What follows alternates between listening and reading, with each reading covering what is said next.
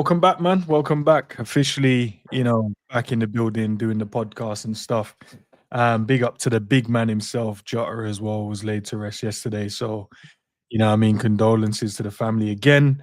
We're gonna chop up. We'll talk about him as well. We'll make sure we keep his name singing and ringing around for Liverpool fans. But also we got a few little topics we want to chop up as well about our club. Want to take a look at the rivals as well, man, because they're starting to do a bit of business as well, big business.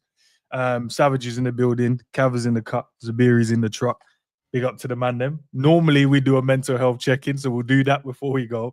And it's not a weird one, guys. Like I can ask the man them how are they and make sure, everyone that's Sav, I don't need you smirking and laughing. Let's, how's the man them today, guys? How was our day? What did we get up to? Don't make it weird. I'm just gonna say, part of my mental health is my OCD, and I don't like that shit you do when we go live. And then you're like, oh, we're gonna go live now, and all of us are just staring at the screen, smiling like weirdos.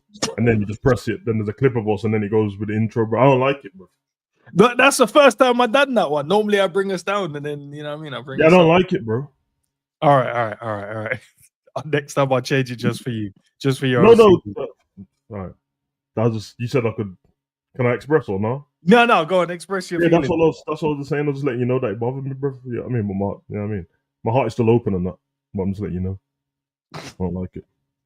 All right. Well, big up the chat. Big up the man. Now. My heart is closed, bro, because did a little vehicle inspection. Yeah, bro. I was about to do a $160 to come in here this morning, bro. And I'm sitting in the whip like, yo, let me go check, man, make sure my tires are good, man. And one of my tires looking sus. So I had to do the speed limit coming in here. That's kind of cool, doing the speed limit, you know what I mean? Being safe in that. So, this week's focus is just being safe, man. Gotta Ain't put some value on. Ain't the speed limit just the law, or no? I mean, I never said I was a law-abiding citizen. Just asking. Just asking. Yeah, I think it's more of a recommendation. Okay. It's recommended that you drive this speed for safety. But I mean, if you can manage it, man. Okay. You know what I mean? Yeah. Hey, no, I'm not one to talk. I use my legs. I don't drive. I'm not allowed to. Well, I am now officially. Bro, what's the point of giving me a whip with 200 miles on the dash? Yeah. And you telling me I can't even just go to 150 on a normal day? The people who made the law didn't give you the whip with the 200 miles on the dash. The car companies did. Listen, man, I'm a tax-paying citizen, man. Taxes built the road and that. So I'm very privileged to be an American. And my taxpayer dollars run this country, man. So yeah, I definitely run this country. Oh, you know what I'm saying? Bro, what's the point of having privilege if you're not gonna use them? Might as well go back to a limited island, fam. I'm just saying, like, you still starting with this limited island thing again, bro. Yeah, no, it's kind of. Bro, I'm still wrapping my mind around man with no ACs, bro. I don't care if it's 1 week. I'm getting an AC, fam. Man. I'm just saying, still. We don't live in a country that requires AC around the year, bro. Bro, I'll get a window unit for that 1 week if that's the case, fam. But why though? What's the point? Because there's a week when man's just sweating in the crib like a sauna, fam. No one's sweating, we still have fans and shit, bro. Listen, man. Man just sweating like a fat girl, bro. Nah, man, allow me, man. Nah, bro. America's not a real place, bro. That's why you're so triggered by it, bro. We're all over it, man. We got fans and shit, bro. It's all good, man. So I got fans in these rooms and that, bro. Nah. But you're talking about specific states, though, because not every state would have that. Yeah, Alaska ain't trying to use no damn aircon, bro. Exactly, bro. Anyone below the equator ain't having that, bro. They're just gonna be just like, yeah, let's just I hear it, man. But it's good, man. I seen the man them linking up in the clubs. It's a beautiful settings, man. The boys are back. You know what I'm saying? Tuesday. The team will be back on Tuesday. They're saying officially. They'll all come back together, which is a great thing as well. Nice to see. I can't wait to see them, to be fair, man. I think that would kind of just raise the mood a bit around our club, around the Liverpool name itself. Because I feel like because we haven't been able to see them as well, and all we've seen is obviously the tragedy and stuff like that, it's kind of dampened the mood a little bit. So seeing the boys back, maybe one or two little smiles, you go, okay, all right, the boys are okay and stuff like that. But Yeah, man. What? Let's talk about the. Hey, man, hey. What about you and Cav, bro? How are you two? I'm all right. I didn't know if I was going to be asked. So I didn't want to Don't assume. do that. Don't do that. Don't do that. This geezer's always doing this shit, man. Don't do that. I didn't know. Do you know what? I enjoyed. But we got to Zabiri, then it's gonna move on to used to. It's normal. Okay, I'm all right, man. I appreciate you guys asking. I'm all right. No. As if you worked it out, it goes Savage, Zabiri, air conditioning, America, and then how we are. So I get the order. Less important than air conditioning. Now, when you say like that, man, paint me like a villain, like America just ruined the flow of things, bro. Kind of, to be fair, because now you guys expect other countries to do the same things. We don't need to. We live in a country that's normally cold most of the time. Anyone that that would be crazy, bro. Continents. Answer the question. I'm all right, man. I'm all right. Listen, I'm good. I enjoyed playing pro clubs with the Mandem yesterday, bro. That was actually quite good. All of us back playing pro clubs. I actually enjoyed it. Oh, you enjoyed it, did you? No, I did. Moments where you were enjoying it, the rest of us weren't, and moments where we were all right, and then you weren't. So no, listen, that's why to get in sync, didn't it? That's why I asked, are we just enjoying it or not? You guys said we was enjoying it, and then you started throwing shade at me, bro. Like, and then obviously I had to, like, you know what I mean, push back. And there's nothing I can do about it. You guys tried to have a go at me when you guys said we were having fun. So I thought, you know what I mean, let's have a bit of fun, try some shots from some crazy angles. Let's, you know what I mean, try some skills and stuff. But then at the end, I think I enjoyed it. I played in DM. I enjoyed playing there. And then we realized yesterday I am the best 10 the club needs. What? Okay. I was kind of, when did we Wait, hold on, why would you ask me? Because you know full well I'm not going to agree, so why would you ask me? I am the best 10. Zabir, you back my point, right? I'm gonna be honest. I don't feel appreciated in the clubs because I see man getting dispossessed and no sound effect. The minute I do something, it's a raw giggles. I'm like, so I'm seeing man power shot for throw-ins and that, no noise. No, let me make a shot on target. Keeper saves it. We're not gonna throw shots in it. I had the power shot that went out. One of them, bro. I think we can all agree. If you're gonna lie, it's fine. I'm definitely a team player, bro. I'm definitely a team player. I'm just having fun chilling with the man. Then, Ends and the Cap started arguing with each other because Cap said one thing to Ends. Ends was harboring feelings. Said, "Why did you square? I did square last time." And no, I'm like, bro, what the fuck happened, bro? And then when Zabiri left, Ends was throwing shots at you, bro. He was. He said, I missed you when you left, bro. Ends was saying stuff, bro. No. Enzo was saying stuff. Yes, you was, bro. No, what did I say? Go on. When we were checking the stats of the game, and he was like, I'm saying that we seem to be a bit more, better team when Zabiri's not playing. And me and Cav never said anything, bro. We didn't respond. You know what I mean? If that's your opinion, that's your opinion. That's not the opinion of the the entire side. That wasn't the general consensus. I enjoyed it, bro. The man that were chopping up, I thought it was fun, bro. But maybe I'm just on my own. I thought everyone was enjoying them. No, I was actually enjoying myself till the man them start criticizing everything I'm doing, bro. I'm just like, because you just didn't. You started staring at your knees and that, not paying attention, and then blaming your dog for stuff. And then after about 2 hours, well, I've got better stuff to do than FIFA anyway. Because you did it for 2 hours, so all of a sudden now we've got lives. Okay. Once in my life will revolve around FIFA. I was like, we've all been here for hours. No, I think it does. And he said that mid-game. Like what I said to him was required in the game.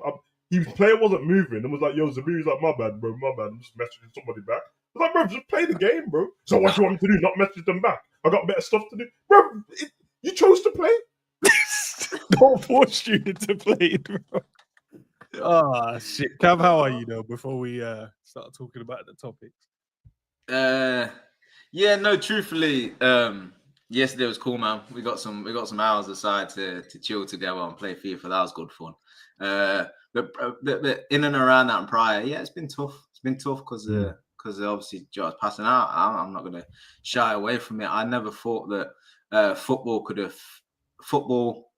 somebody that I don't know within football really could affect me the way that it did. But yeah, it really cuts deep, really shook me, as I know it did the rest of the fan base. You can see by the reaction. I don't really want to say too much on it, to be honest with you, because I don't feel like I'm going to give it sort of justice. And so much has been said, so much better than what I could probably say it about him and everything. But it's just incredibly sad. And yeah, it hurts and it will continue to hurt for a while. But I kind of pick up on what you say, and it kind of feels like we all grieve differently. We all recover at different moments. But I am, in a way, hoping and looking forward to the guys getting back together, training, and just kind of having a bit of gathering and coming together a little bit again, because of course the funeral was yesterday, and we're seeing some players, but not all players' reactions and so on and so on. Whereas when everybody's get back together, we can see the squad together, and we can see how everybody is, and we can sort of just feel like although we're not there, we can still feel like we're all together a bit again as well, obviously. And then, yeah, obviously sending all strength and love to the family and stuff, because it's just unimaginable, really, what's happened to that family. So, yeah, up and down. I had great fun yesterday, but yeah, like I say, covered with that sadness, really. I promise you that pro club session was needed. I think it was just needed just to chill and laugh and argue about passing and stuff. But you know, it was good to see them together though. Like, I like the fact that they had each other's back in it. You didn't feel like anyone was like left alone. You get me? So I did like. Obviously, some of the players who were, well, not a lot of them, but like a couple of them don't play for Liverpool anymore. Or Henderson don't play for Liverpool, or Linda's ain't the coach anymore. But yesterday weren't. You get me? They were all together. So I did. It was a bit comforting seeing that kind of thing. And for all the football that was going across the world, bro, I've never seen this where like every goal was a Jota celebration. I've never seen that. I've never seen that. I've seen different pockets of different communities in football bases represent a certain player who's passed on, and that, but was there every game, bro. Teams that I've never watched. You get me? I was watching in a rugby team, same shit, bro. I was like, you know what? That's cold, man. So yeah, man, respect that still. Nah, facts, man, facts. And then a good thing about the club as well, obviously, I don't know how factual it is. I just saw many people reposting and posting. I haven't seen any official thing from the club, but they say they're going to pay out the rest of his contract as well to his family, which is massive, which is great, man. I think that's fantastic from the club. And I'm sure I read as well, a few of the players or all of his, the current ones, they're all going to put something together as well for the family as well. And so that they're kind of taken care of, so they don't have to worry about nothing. And I think also one of the things I saw as well, I said, I'm not sure yet until the club officially kind of say something, but they're going to pay for the kids' education as well, so the kids don't have to worry about that side of it either.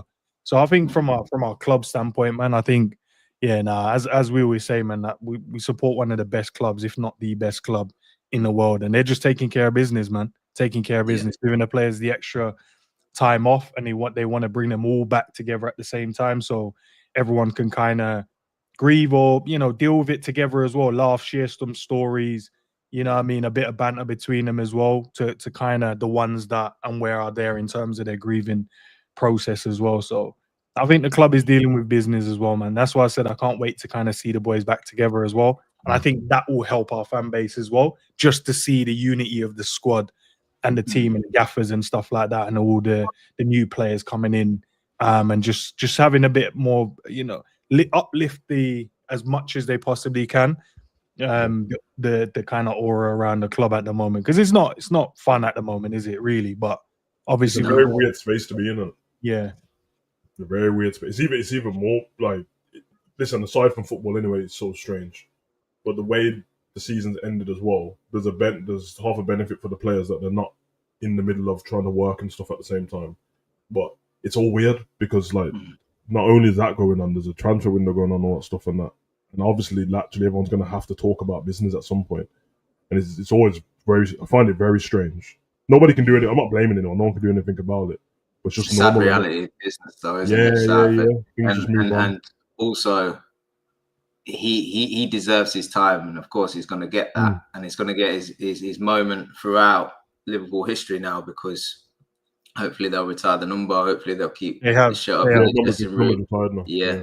Hopefully there's, maybe on the kit there can be a space for, a little number 20 on there, whether it's inside the collar or whatever it is. He'll always have his place. He'll always have his time. His song will be chanted, all that.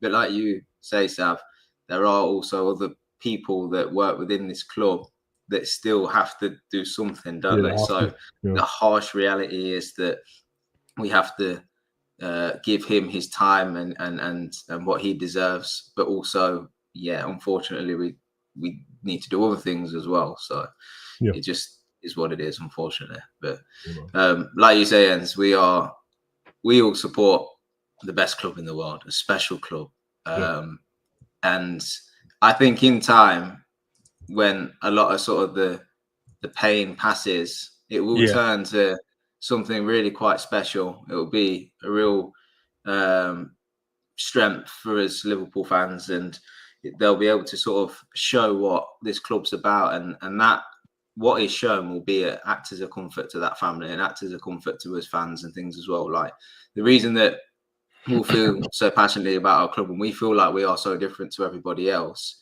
is because we just have this unique quality of understanding really what matters and finding a way to demonstrate it. And I think when this pain passes, we'll be able to sort of demonstrate that again, and then we'll be able to remember him and smile and be happy. Of course, there'll always be that bit of pain, but that will be the main emotions, that just looking back with fondness, of the player he was and the person as well. Obviously. Yeah, well said, man. Big up to the chat, guys. We haven't forgot you guys, but obviously it's just weird, isn't it? We're not back to our normal kind of proceeding, but I hope you guys are all blessed as well. I'll put a poll in there. Just let me know how you guys are all feeling. But shifting the conversation slightly away from Jota, we want to talk about Luis Díaz as well. So I want to mix in two things with this, right? There's a potentially moving to Barcelona because now Barcelona not going to get Nico Williams because he signed a new contract. But then there was, I see online, there was a lot of people criticize. There's a video going around of him and some influencers or some, I don't know, some podcast guys, whatever it is. He's like having fun. I don't know if it's new, old, whatever it is. But obviously looking in the comment sections, a lot of people are crashing out. Why would you not, be at your friend's funeral and stuff like that? So he's got that kind of negativity. But there was a few players that was missing as well. So I think, I don't know the people's reason, and everyone deals with grief in a different way. But I saw that and I was like, rah. Yeah, look, James said it's not new. That's what I'm saying. I need to find this video straight away. Dispel these myths, bro, because it's kind of crazy to put stuff on people's names and that when it was just weird. It was just a weird one because I know not every player was there, right? And then I saw Ronaldo post something as well. But obviously with the transfer stuff, Barca now back in contention for him. Liverpool's obviously stance from we last spoke maybe a week ago said he's not for sale. Bayern tried to come in Barca previously and he's not for sale. But with all of this going around, you kind of see that if it is, I'm just going off the assumption, I'm not saying it is. If it is true, do you think this is kind of one of those things that would be like, gonna have to push you out the door just because? No, do you know, just firstly on the first point, right? Wherever Diaz was, whatever his reasonings are, we don't know. Right. Exactly. But what we do know, because we follow Diaz as much content as we can get on on and off the pitch, and we get to know him as a person, much like our other players. And he seems like he's old. Yeah, there you go. He seems like a good guy. He seems like a good person. And he's an emotional person, it seems, as well. So I'm sure that he would wanted to support in what he feels is the right way, and that just might have meant not being there. And we just don't know. We don't know the details. We don't know how appropriate he would have felt it was to go. We don't know how the sort of arrangements landed. It might be, if you can imagine the amount of people that would have wanted to have been there, they might have filled the city. So, he probably felt like, look, I'm going to pass on my messages. I'm going to do everything in and around it. I'm just not going to be there, and I'm going to support through the scenes. And we just don't know. So one thing we should have learned over the past course of the few days is we can't judge these things. We can't judge these things, and therefore we can't slander. Let's see what happens in the fullness of time. And if information comes out that's factual that you can, okay. But to this point, if you're going on hypotheticals, you can't then slander our players because you've made something up. Or you've not done your research like Sav just has to find out something isn't true. So come on, I've heard over the past few days that we need to do better and how we talk about our players, and here we are. And I'm not saying I don't know who's saying these things or what, but it shouldn't even be a conversation. Do you know what I mean? It's not important right now, and we should just not make stuff up and not use that made up information to slander these players. Because again, this ain't nothing to do with his football, is it? That's about, again, a person and a real situation, not a football situation. So hey, on the links thing though, quickly, I'll let the guys go. I was quite surprised that Nico didn't go Barca. You know that link up with Yamal already for Spain, and it just seemed like it was it was seemingly going to happen. So I was quite surprised that didn't happen.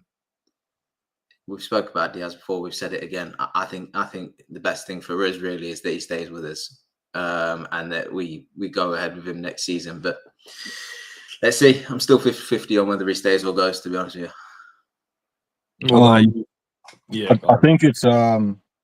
think it's probably a January move, the earliest, or next summer.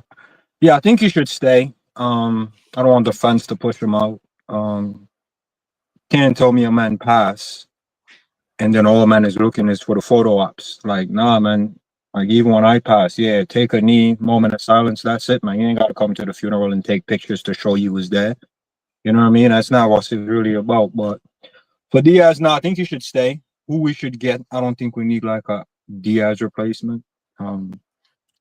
But I think he should stay. Earliest, one of them January moves in that, bro. The Nico Williams thing, I'm not surprised. There's some players, man. I rate him and I respect him for the ability to make sure the club is in a position to win. So I feel like him in that new deal is just basically setting that club up for success. Kind of like what I talk about Newcastle. At some clubs, you have to sell your best players.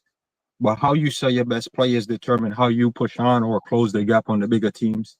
So I feel like him signing that new deal is just strictly in the benefit of his current club. I think he can go to Barcelona eventually. I mean, he's young. Lamine is young as well. So there's no point in rushing it. You know what I mean? No point in forcing it. So I can understand his move. Barcelona trying to rush in. I mean, that's the ends clubs. He can talk on that, why they're rushing stuff like that. But for me, I'm good, man. Diaz is good. Should be where he's at. Squad player in that. He'd be fine. You know what I mean? If he really wants to move, we'll let him move in January. We brought him in January anyways, man. So yeah, if we sell him in January, calm. And at that point, we can see where we are and see if we need an out and out, first start over there or we'll go without him. So I think it's one of them ones where we just kind of ride the summer window and just hope that we can, you know what I mean, get some momentum going. So in January, when it comes around, if he's still shaky and dodgy, yeah, we'll let him go. But, I think that's the best time to let him go. Fairs, what's your thoughts on it, Sav? Keep him. It's always going to be keep him, bro. I think Diaz is the top player, bro. I think there's always room for improvement. I think he can. I think the thing with Diaz is, like, among other people, I don't know what. It's hard to figure out what people want for the improvement in the player, innit? If it's the performance, if it's the goals and assists, I guess they go hand in hand with each other. But as we spoke about before, I think he's a top player. He's already bedded at the club. He's got decent link-up play with everyone else on the team. And when it comes to moving him on, bringing other people in, it's what options are out there and who can do more than Diaz. Because you wouldn't be signing someone to do the same, because it'd be pointless, wouldn't it? So it's very simple for me. You keep Lucha. That's how I'll go with that one. And just on that video that you said, I just went on X. I don't know if this is the right video you're talking about, but if it's the one where he's dancing and that. Yeah, it's him, and he's standing in the middle. He's got two. This I checked twice, and then on Google as well from AI. This says the video is from June 2028. I mean June 28th, 2024. Following Colombia's win in the Copa America after beating Costa Rica 3-0. And then it said it predates Diogo Jota's death. So, and to be fair, it's no one's business, is it?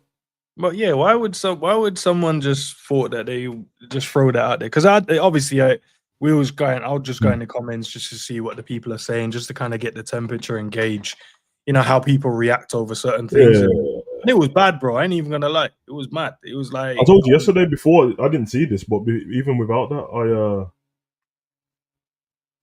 I don't know. I told you I saw the comment section of like people like Salah and that. Yeah. Just did. And I didn't even understand what they were talking about at the time, because this was before the funeral. I saw it, and they were just like, "Oh, it took you time to post." And I'm like, "Brother, what is going on with the world, bro? Like, this is not what happens in these tragic moments, and that it's not. Oh, there's a monolith. Everyone has to act exactly the same and stuff like that. If someone doesn't post at all, I wouldn't care. Maybe they can't handle going into it. Maybe they're thinking it's incentive for themselves to go to the internet. You can tell that a lot of people have just gone and the message is real, but the reason why they've said the message is because everyone else has, and they feel forced to, because it feels like I'm wrong. Because I'm one of them people that I'm not trying to put myself in this situation, and I can't speak for you. Usually, I'm my homies, bro. If something happened to you, I wouldn't be posting online, and everyone would be like, "Why is Savage not saying anything?" Yeah, but I would have contacted your missus, I would have contacted your family, because that's the most important thing. I don't care. Everything else to be seen in the eye. It's not. Who cares, bro?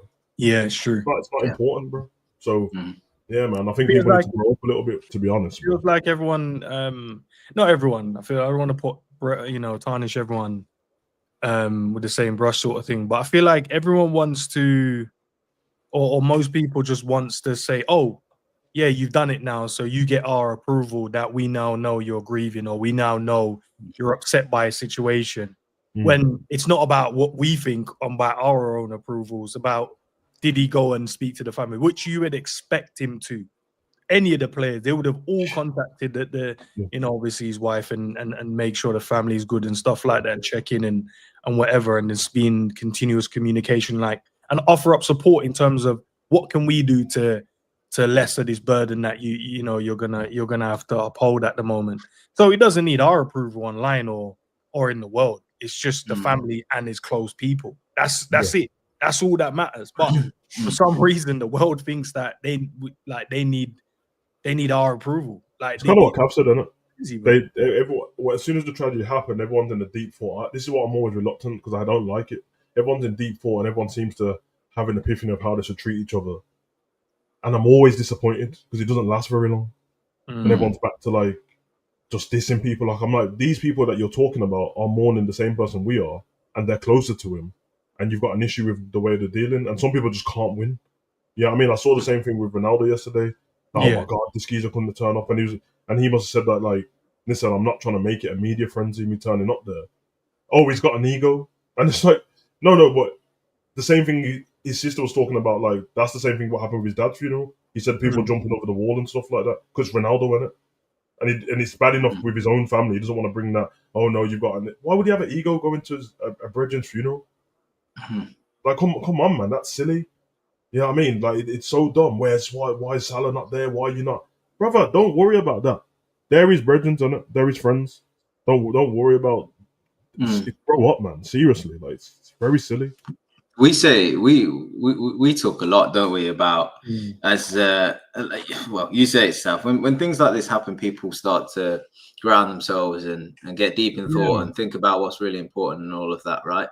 But it should last so much longer than it does, like you said. But when things like this happen, obviously people are upset by it, they're hurt by it because it's because of what it is, and some people react. Everyone reacts in different ways, and I think with this sort of online social media world that we live in now, people feel like they have to do something. They have to act in a certain way, but don't know how. And I just think, and we always say it, don't we?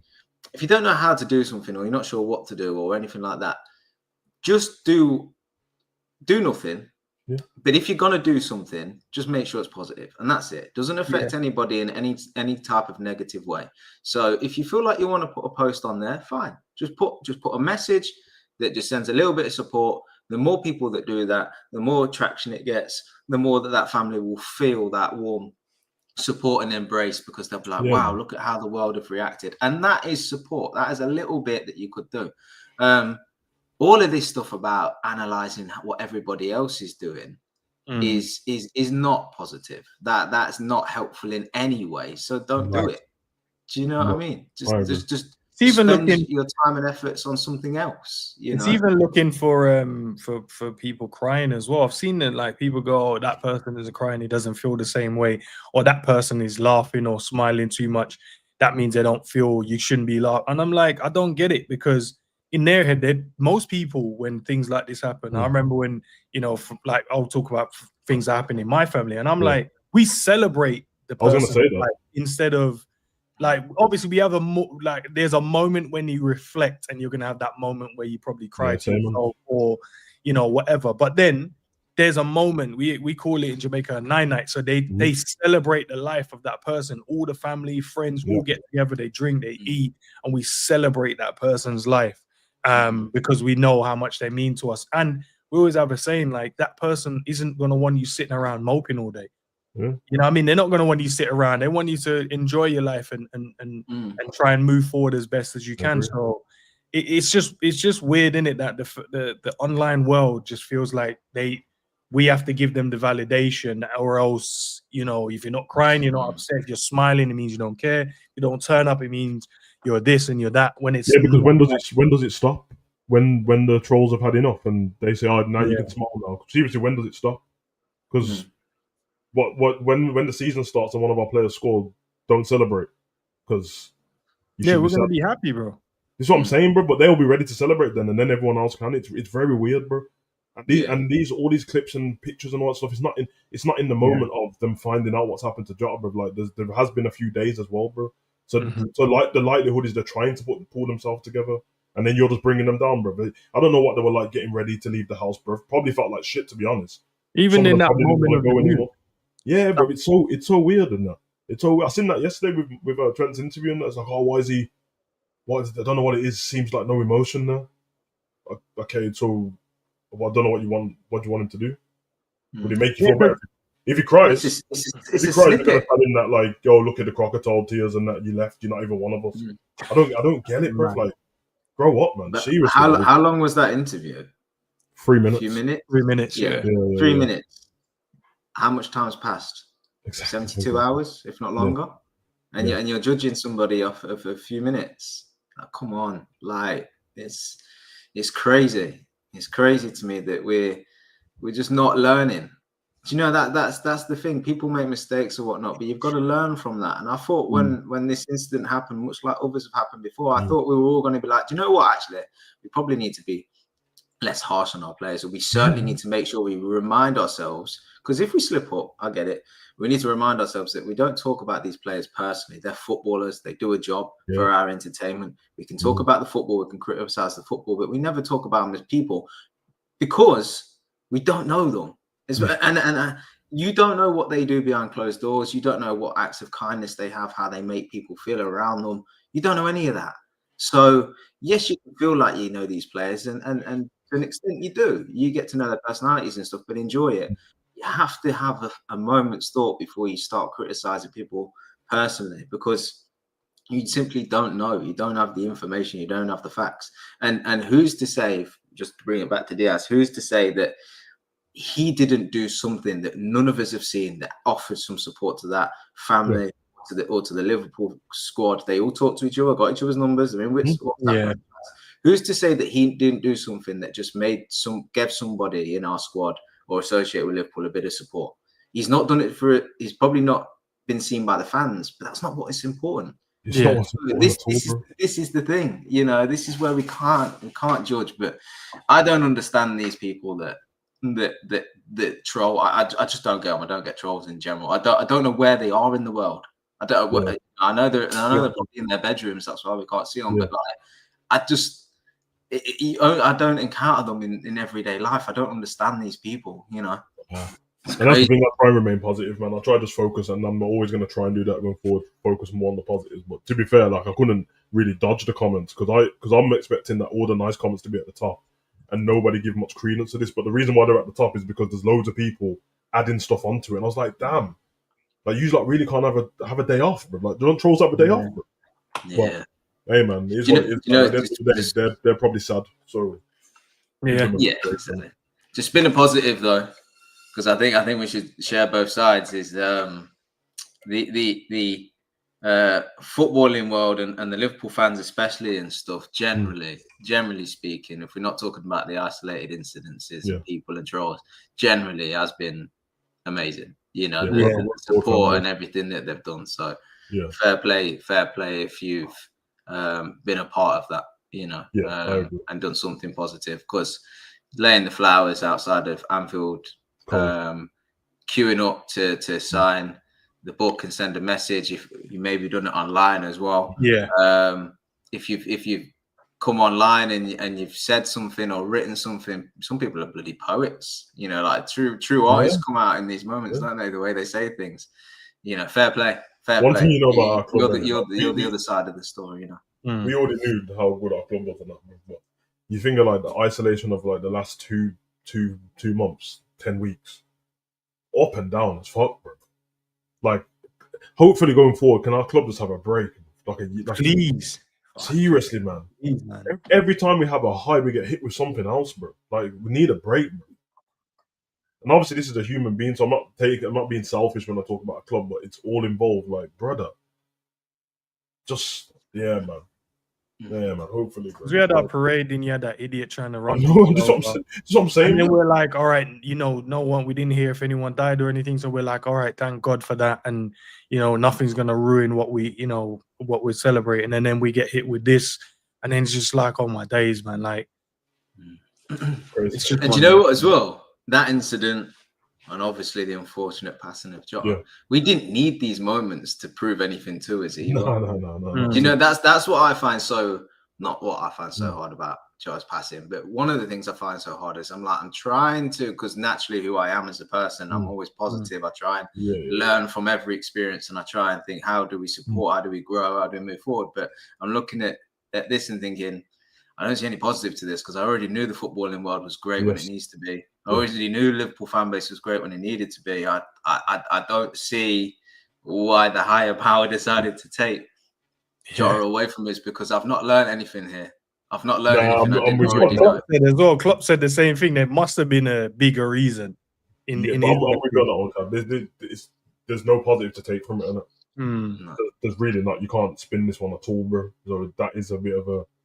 But obviously, hopefully, there's a bit more togetherness going forward. I know the natural thing is for all of us to say is like, ignore the negative people and just focus on the positives, way more positives. I'm sorry, but it doesn't seem like that. No, you know what I mean? It's not like we're picking out comments from one person. Everyone, no, bro. It doesn't seem like that. But sometimes you see a bit of humanity. You're like, you know what, bro? Just grasp onto that, and because even what you said with the parade and stuff like that, the way everyone was like opening their houses to people and that in Liverpool, and everyone's checking for each other and stuff and that. And it's cold, bro. It's cold. I told you that already, but I don't really like humans like that, bro. Because for that reason, they always let me down, bro. But yeah, man, find a bit of positivity in what you can from the people, and then hopefully, there's no positive on what happened to Jota. So just honor his memory now, innit? Keep it alive. That's all you can do. That's all you can do. Big up, Dean, man. What you saying, bro? Ski, man. Big up, man. Big up, man. What's going on? Everyone good? Everyone good? Yeah, man. All right. Good. Yeah. Now we're kind of like talking about Jota. We're also talking about some of the transfer stuff as well, like Diaz potentially, Barca coming back for him as well, and also like online the criticism that some of the players were getting because they couldn't turn up or didn't turn up based on whatever reasons. That's the reason for. But they're getting a lot of stick from the online world, and we're just kind of just saying, I don't know why people just don't allow people just to live, man. It feels like the online world was getting into it in terms of they feel like the validation has to come from them in everything. It feels like they have to give you that tick to go, all right, cool, you're a sound person. Instead of, no, that person's a sound person. Don't need your validation to be sound or not. you know what I mean? But I know what's your take on those kind of topics? Yeah, bruv. See, yesterday I had a day out. You get me? My cousin had a baby. I went and spent the day over there. You get me? So I haven't been online. I've just had a day out because you know what? The Jota thing, like I said before on my thing, yeah. I didn't know it would affect me how it affected me, bro. Like, you don't realize how much you know these players until something happens. I didn't know I knew Jota, bro, until I realized I've watched this guy for 5 years. Watched him train. I've watched him all the behind the scenes stuff. You realize you actually grow attached to these players, bro. You get me? So when I got the news, bro, like I said to you before, bro, I done my stream and I sat there for hours. Like, after the stream's done, I just sat there, didn't know what to do, bro. Like it's like felt like it was a close family member. Like, do you get me? It was crazy, bro. But the online thing, I haven't seen it me personally, but bro, this is real life. Like, we got to stop letting online pretend that online's not real world, bro. These guys are doing stuff in the real world. This is real stuff they're dealing with. They got to not worry about what online people are saying, because all online people are doing is just sitting there from a screen typing. These guys are actually living what's going on. You get me? They've just lost one of their best mates, family member, teammate. Like, bro, how people react differently to everyone else in it. Yeah, like, 100%. Because they're footballers, people just think they're robots. They should do this, But these are human beings, man. Like, just like us. We all got emotions. We're all human beings, man. So, bro, if they're getting criticised, just ignore it, bro. That's my thing. Just ignore it, man. We're letting the online world, online world ain't the real world. They live in the real world. Live your real life. Don't worry about what's going on online. You get me? That's so true, you know, separating the two. I think a lot of people find that difficult to do it. I know we don't struggle with that because we actually live outside of it. And I'm sure many people in the chat does as well, live outside into the real world. But there is some that don't. And I don't know how to kind of help those type of people, to be fair, that just feel they can say and do whatever they want online because there's no real consequences that they're going to suffer. Because as they said, they were trying to bring in, you know, certain things where you're going to have an ID to sign up online. I get it when many people fought against it because they're like, nah, I don't want to. But I think that will stop it. If you have nothing to hide and you're a good person, like most of us, if not all, have a picture of ourselves on most of our socials if we choose to do so. But some people will never do it, which is fair to them. No, like, but sometimes some of these people use that to hide and say and do what they want and abuse people and abuse players and stuff like that. I think they might need to, man, because I feel like that's when people be held accountable straight away. Start saying some dumb shit, then how about that? Now you're going to be held accountable. But you are. The thing is, Ends, I say you guys more than me because I don't do a lot of this stuff quite like you guys do. But you are doing your bit because you're putting out content that's entertaining, that the people enjoy. They're finding some kind of happiness in it. There's a good community in the chat as well. In there, some people that are regulars that turn up and contribute well. The mental health check-ins, and we just talk football, and that's what we're all here for. We all enjoy it. We talk football, we talk tactics, we talk players, we talk transfers, we talk about the actual thing that we're all here for, which is the football, you know. And then we don't shy away from when things happen, trying to just shed a light on the positives of things, and trying to, where we see the negative, trying to sort of ground people again and remind people what we're all here for and stuff. So in your own way, because I know you just mentioned it there, in your own way, we're doing a bit through this platform, you know. And if everybody else did the same and cut out all the nonsense and the clickbaity stuff and whatnot, we'd have a great community and we'd all live in fucking pandemonium, wouldn't we? It would be but look, all you can do is your bit, and I think this channel was great for doing that. So look, we'll just do that and see where it goes. Nah, facts, man. What about let's talk about this then, because I asked the guys before as well about the new AM Giovanni in the building. Is he gonna offer Whiting or offer like Isaiah left as a Prem champion? He stepped in the building, and I don't know what he did. I didn't pay attention as much as I probably should have in terms of the training and seeing what he did. I saw a couple of like shooting drills. I'm like, okay, I see you there, big man. Couple of little 1-2s and combinations. But I don't know what he's going to bring. I know he comes in with, you know, winning stuff as a manager and winning stuff as a player. But what do you guys think he could bring into the team? I don't know if you know much around him as well, but it's just an open question. Chat as well. If you guys have an idea as well, what you guys think as well, he could come in and offer the squad. Because he'd come in, I say big shoes to fill. I think he came in for one season and won a Prem and left. So, That's big shoes. Big shoes to fill, bro. Come in one season, win, and then leave. But yeah, what do you guys think he could come in and offer? I'll be honest, man. So I'll let you lot go. I know Van Bronckhorst, the footballer, bro. He was cold. He weren't top level elite, but he was cold. Oh, Saf, you'll know the answer to this. Yeah. Is he the guy that scored the long ranger in the opener of the? Yeah. Top bins, left foot. Yeah. That's what I remember, bro. So, I remember him as a player. I didn't even know he was still like. I know he was. I think he was at Besiktas as a manager for a bit, and maybe Rangers in final or something like that. But I have to be honest, bro. I don't think I've seen him manage a game, unless it's one of those games I was watching. I don't know, and I just didn't focus on who the manager was. So I couldn't tell you what he's going to bring to the club as a manager at all. I can't even tell you what Heitinger brought to the club. No, I'm being serious, man. Like, I'm not a liar, innit? Not because it's true though. It's true. Yeah. But because we got a bit different actually. We got to League Cup final, but usually what we're used to is, I'm not bringing up Klopp for. I don't really want to talk about Klopp, but I mean from that regime, that when there's a League Cup game or something, you'd see Linders take over the team, and you see him in the interviews and stuff, so you can kind of get a grasp of what's going on. But Slot was there the whole time. So I didn't hear from Heitinger. I didn't see him doing anything. Inside training, I couldn't tell. They were just talking to each other. So clearly he did something. We won the league. But I don't know what he did. I don't know what Slot's and what's his. So with Van Bronckhorst, the only thing I can say is, if Slot wants him there, he's probably good at what he does. That's the most I can give. There's no point in pretending, oh yeah, I think he's going to bring in fitness and he's going to bring the rondos are going to be different. What the fuck do I know, bro? I don't know. I don't know, bro.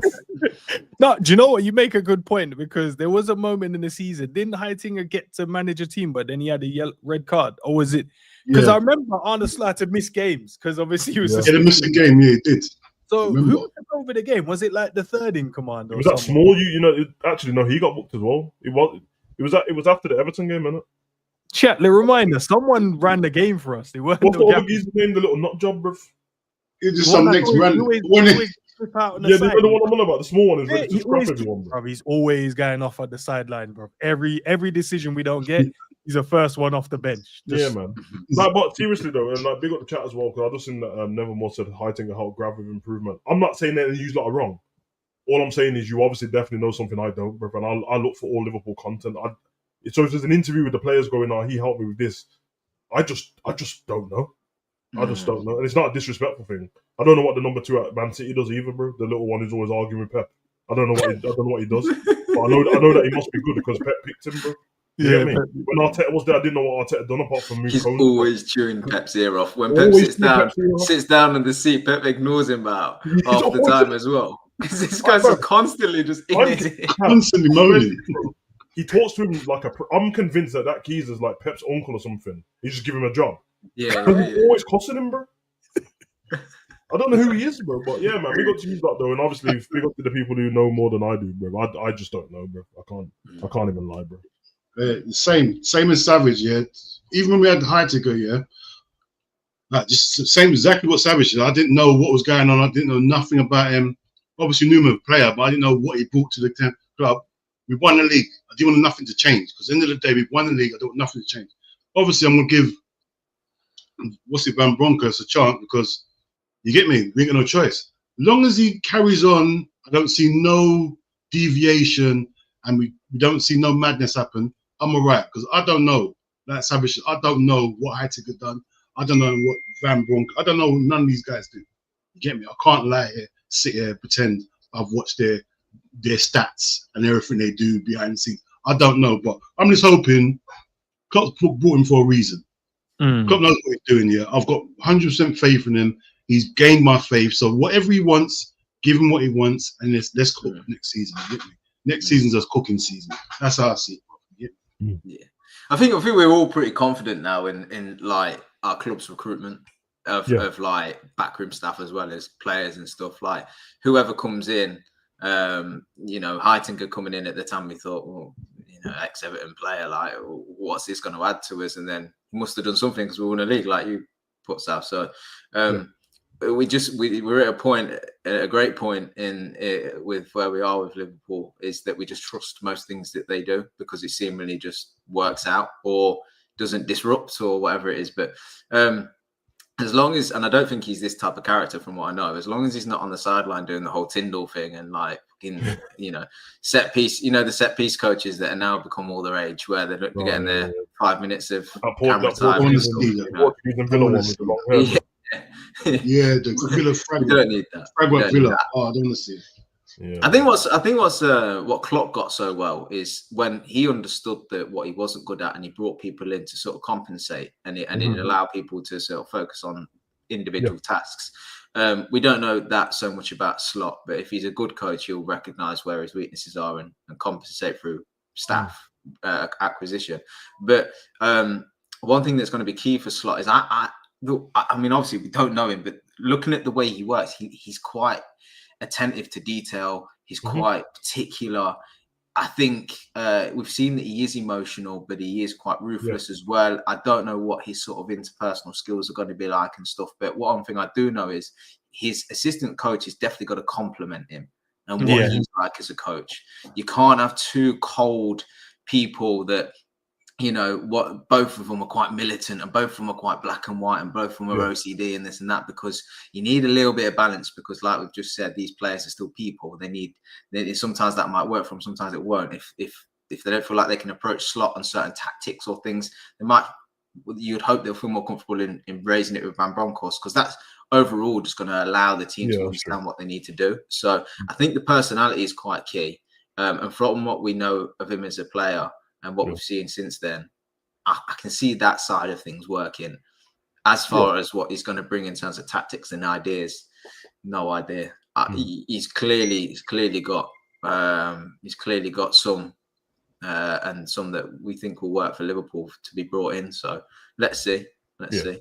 Yeah, I'm interested to see, because it's always weird to, not weird, I don't mean in a disrespectful way, when someone comes from being the number one, being a manager and decent, successful or whatever, to being the number two, because it doesn't happen too often, innit? So I always wonder what the power dynamics they're like. But if they're brethren and stuff like that, I know that he was managing Feyenoord, Slot came from Feyenoord as well, so maybe there's connections there. And only like I said, I remember Besiktas and Rangers, but I didn't care about the games like that. So, but it's always interesting, because if you're not used to somebody having to tell you what to do when you've been the number one for a while, it's but you know, who knows? Slot seems like a good guy for. But much like how we talk about players, though, South, if you've got an opportunity to go to Liverpool at this current moment in time, you go.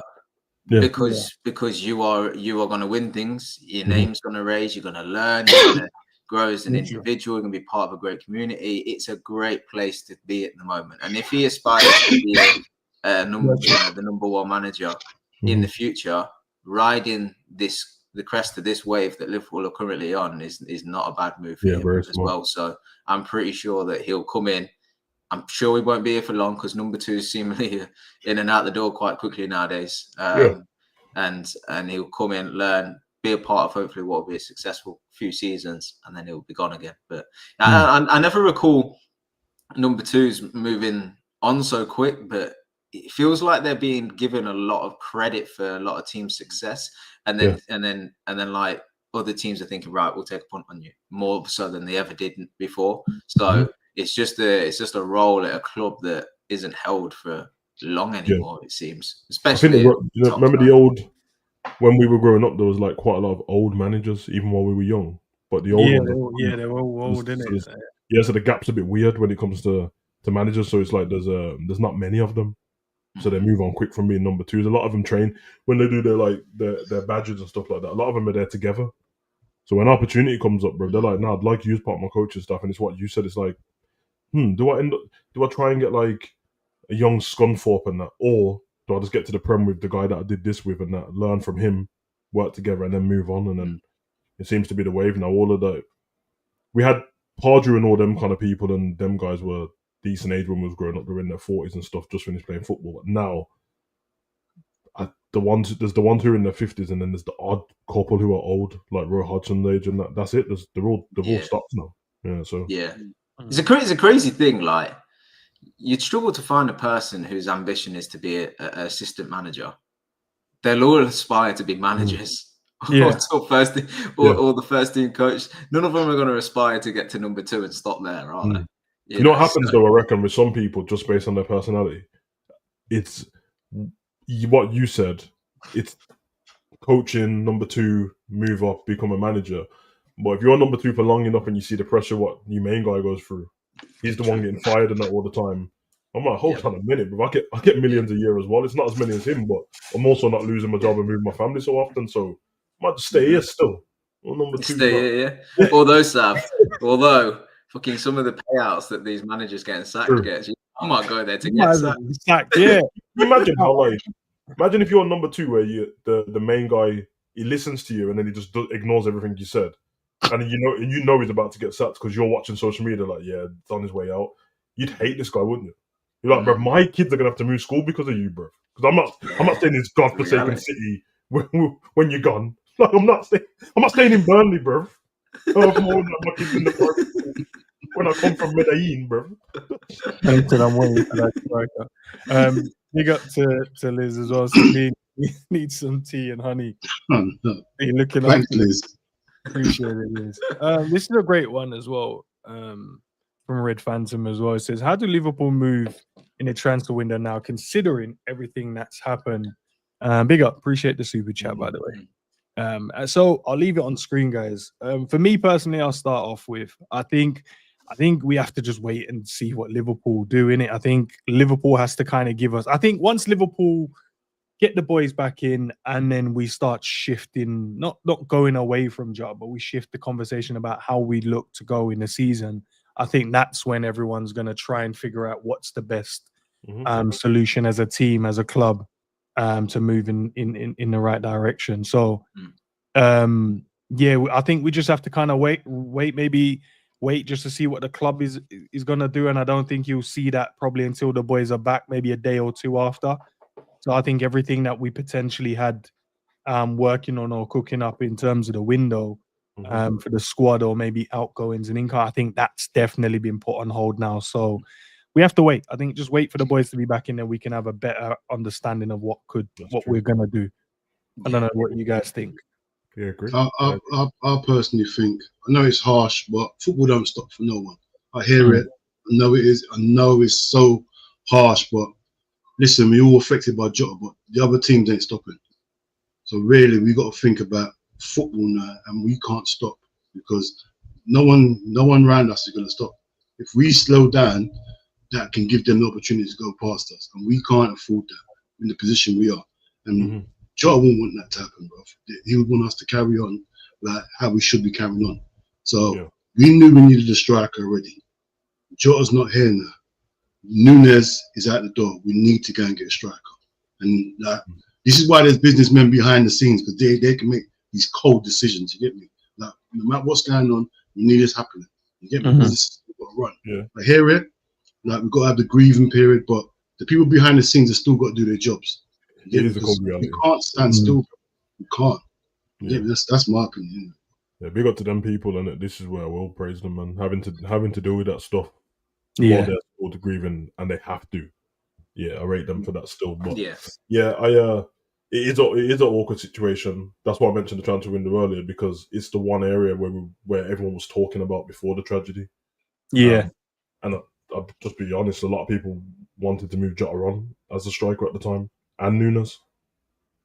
But the problem is, what I'll say is, and I'm not trying to be a philosopher, and I can't speak for the players' emotions like that, but as a human, I do wonder their mental state of how they were thinking before the tragedy and what they were thinking of what they're going to do with their life till now. It could change a few things, bro. Some people might feel more connected to the club and they've got a contract and they're like, I don't want to move. I feel more connected with the fans and that I want to stay. A lot of talk before that was Nunes and Kanate with his contract and stuff like that. Or it goes the opposite way and people are like, I've got so much life to live and I want to do whatever. and then you've got that problem to deal with as well. I think either way, what fans have to do, I don't care about rival fans and that, Liverpool fans, you have to give the club some grace, bro. Like, it's always going to seem like it's harsh and you moved on too quick, but it's what the internet's business from their point of view. They can't stay stagnant in what they want to do.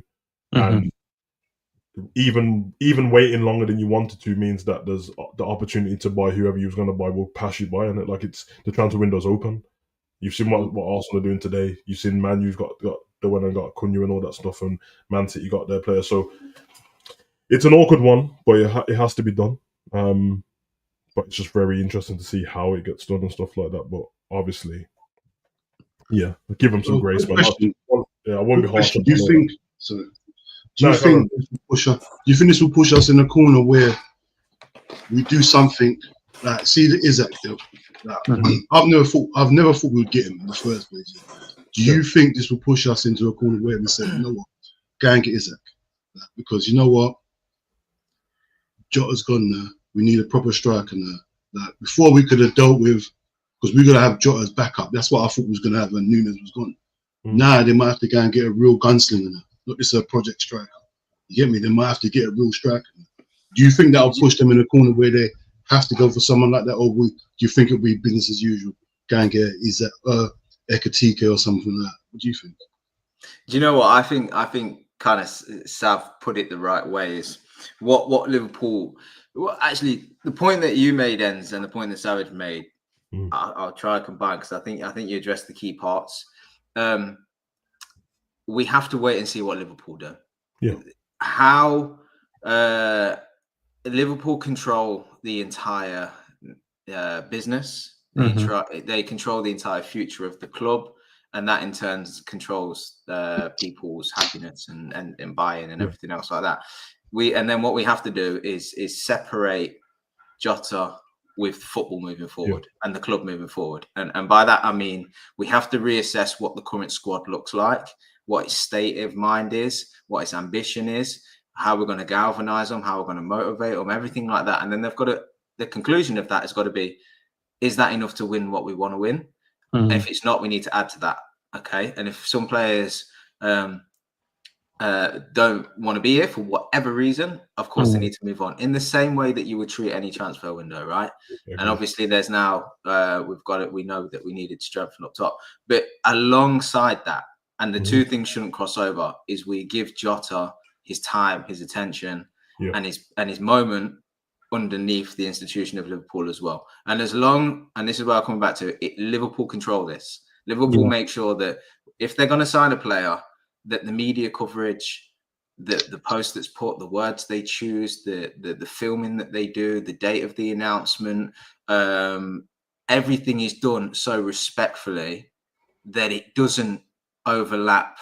And obviously people are always going to have the conversation because they're two players, so naturally they link. But like, if they control that whole narrative through their actions, then we should still be able to continue with football, continue with signings, understand why we brought players in and players have left, without even affecting anything that we will do with regards to respecting Jota and his legacy. So I'm talking about things like, if we go and sign a forward, which is likely, we need to make sure that because as sad as it is, it boils down to when you post on your Instagram and your X, you know, making sure that it's done respectfully. It's not the overshadowing thing. Making sure that we brought this player in, we're really excited, we're going to see him or whatnot. But then we also not follow up, but we still have that place and that presence for Jota and stuff as well. And that's something that I think our club has got really good at over the years and really developed. If you look at some of the player announcement videos like 10 years ago, whatnot, they were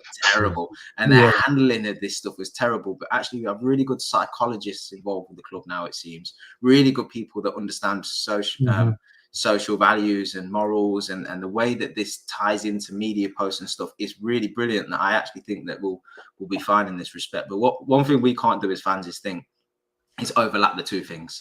Because we just can't. There's a place for both. There's a place for both, and one weighs more heavy than the other, of course. But there is a place for both things to occur. So, I think that we've got to get back this week. We've got to get back in training. That's going to help the boys because they'll be together, as Yeah. we've said. That's going to focus their minds a little bit and give them, unfortunately, a distraction from something that's going to hurt. They're going to feel supported because they're together and we know how well they get on. That's why we employ such good people. And they're going to come up with something that's going to become inspiring for everybody. And they're going to refocus. And then at that point, we can see where we're at. And unfortunately, and it's something you're just going to have to accept as a Liverpool fan, it might mean that between now and that point, we may miss out on targets that you made up, by the way, because none of us know what Liverpool targets are, whether you think they do or not. So, and you're just going to have to accept that. And if you can't accept that, then shame on you, because it's true. Because it shows where your head and your thoughts lie. I'm 100% willing to just give the club grace, man, in whatever they want to do. I'm not even joking, bro. Of course, I'm talking about if we go into next season with just Nunes, I'm running it. Okay, I'm still winning the league then.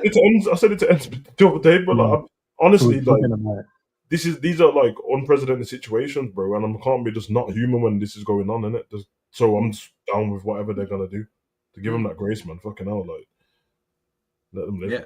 If the outcome is, you know what, we've assessed the squad. I say assessed. It's terrible, really, but that is what we're doing. We're talking to the players. We understand how they feel. Do you know what? We'll come to a general consensus, the entire club, that actually we're just going to go with this current squad. No one's leaving. No one's coming in. Everyone's happy with that. We're going with that transfer window done as far as we're concerned, and we're going to go into next season as champions, and we're gonna go win it again, and we're going to do that because that's what we feel is right for us. Fine, I'm behind it. And if they do something else where they think some players want to move on and whatnot, or we want to bring somebody else in, fine, I'm behind it. You know, because as long as you make sure that there's still a place for Jota, I'm fine with whatever we do from now on. You know, and the club surely have earned that trust from us. They've just won us a league title. You know what I mean? Whatever they decide to do will be right for our team. Just put your trust and faith in them. They've delivered for us enough, you know. Do you know what? Well said, Cavers. I think over the next coming weeks, I think this is going to test the Liverpool fan base in terms of their emotional understanding, in terms of just where are you at with your emotions? Because you're right. Some of the transfers that we've all said we want, we might end up missing out on them because we have to reassess, reevaluate, because maybe players are going to want to stay because now they feel closer in terms of what Sav said. Or it might be some that goes, actually, do you know what? Life is short, so let me go and do something else because I don't know when my last day might be. Sort of thing. So there's so much that's going to happen, and that's why I said I think we have to kind of wait and see what Liverpool do, and that's why for me, as I said, I just want the boys to be back together. So not only can we as Liverpool fans kind of just see them back together, and I think that will give us a bit more togetherness as well, because now we're seeing the group and the core, the managers, the coaching staff, everyone kind of back together, and then that will bring us all back together as well. Just seeing them training, you know, practicing, shooting, whatever it may be, and then we just have to just wait and see what they do in terms of the transfers. And you're right, Cav. We have to find a way to be able to move forward in terms from a business sense, but also don't make it overshadow Jota as well. And I don't think it will. I think, especially we've got the Community Shield coming up. I think the FA said they want to do something for him then. And then also for our first game of the season as well, I think the fans are going to do, you know, the fans will do something amazing as well, whether the ones are going to the game and the club itself. So I think we're never going to, I don't think for this football club, and this is one of the reasons why I love this team, man, and this club, I always feel like they always know what to do. They always know how to put us in the right path and put us in the right direction, even in the difficult times, even in the horrible times as well. And we support Liverpool Football Club. Most of you guys, I don't know if there's many opposition fans in here, but most of us, I would assume, are all Liverpool fans. And I know supporting this club, you know, it's a roller coaster. We never have anything easy. If we're gonna go and win the title, it's on the last day. If we're gonna have to win it, we have to blitz everyone. If we have to win a trophy, we have to get goals disallowed, and then we end up nicking it at the end. We have to go to nothing is done easy at this football club, and through the years of supporting them, we never get the best players in the world. It's only this season we've attempted to try and rectify that and try and get these players. So we've always felt that this club, we do things in such not a difficult way, but we always feel like it's us against the world. And I think now this is what I'll go back to my initial point. I think this in the next coming weeks going to test where you're at in terms of your mental and your support for the team, because we might not get what we want, but we have to fully support and back the players that we're going to have at that first 11 in the squad. They're going to have to back them. So if it means we don't get the players we need or we want, so be it, man. Support the boys until we can. And that's the thing you signed up for. You signed up for it when you chose Liverpool. I promise you that. Now I realize, I'm like, why did I choose? I like difficult moments. I must, I must love it, because every one of us here probably could have supported United in their heyday, because we're all around, roughly around the same, and they were winning then. The younger ones could have chose to support City, because they're the ones in the last 12 years, 13 years have been, winning the Premier League. So Chelsea as well, most people. But we chose this club for a reason. Yeah. And these are the moments. These are the moments when we know. And speak for yourself. Liverpool chose me, bro. I don't know about you. Liverpool chose me, bro. I didn't pick Liverpool at all. They chose me. I had no choice in the matter, bro. No choice. You get me? We said it though. Like, what wasn't our mantra or our slogan? This means more. Was it last season or the season before?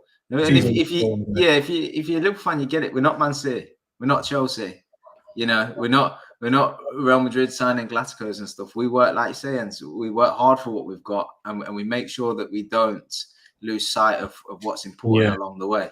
And that's why we were stood out there for about 10 hours in the fucking pissing cold rain, just to celebrate these players that won a league title for us. That's what we do. It means more to us than going out and signing all the top stars and just winning that trophy. No. We did that, of course we did, but we did it with good people, played football in my opinion, tried to play football in the right way. We looked after each other, we carried each other as a team. The fan base inside Anfield is great. The away support is great. We've waited on players that have got injured, and all these kinds of things. We went on the journey doing things the right way, and at the end of it, we won.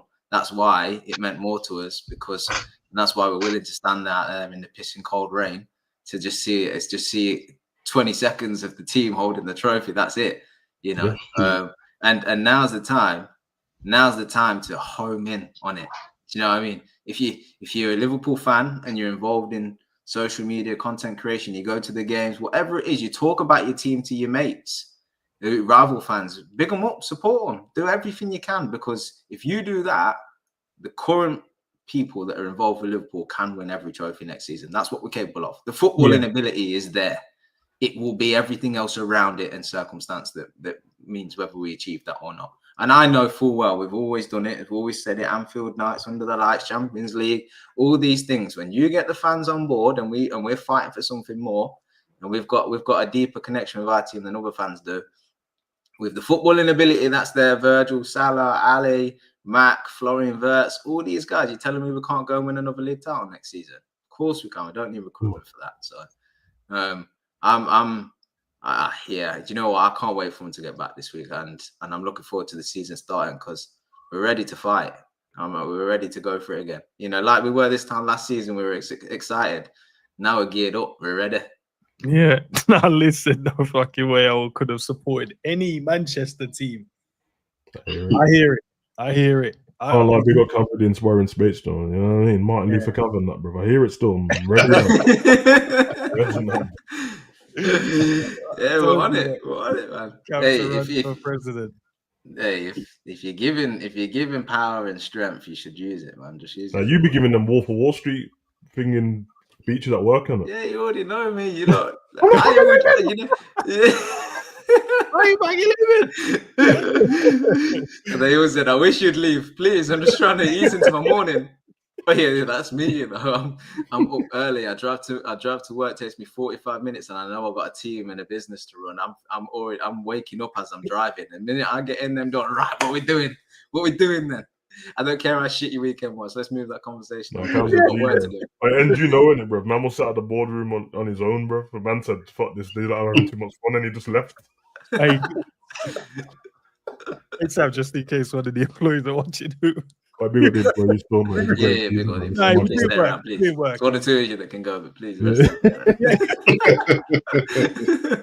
Oh man, but like in terms of I know we got plenty more conversation to be had in terms of season's expectations and stuff like that. Looking at the rivals strengthening, Arsenal obviously looking at they're gonna get Gyökeres and obviously they got Zubimendi in today and stuff like that. They're looking strong as well. Man City looking strong.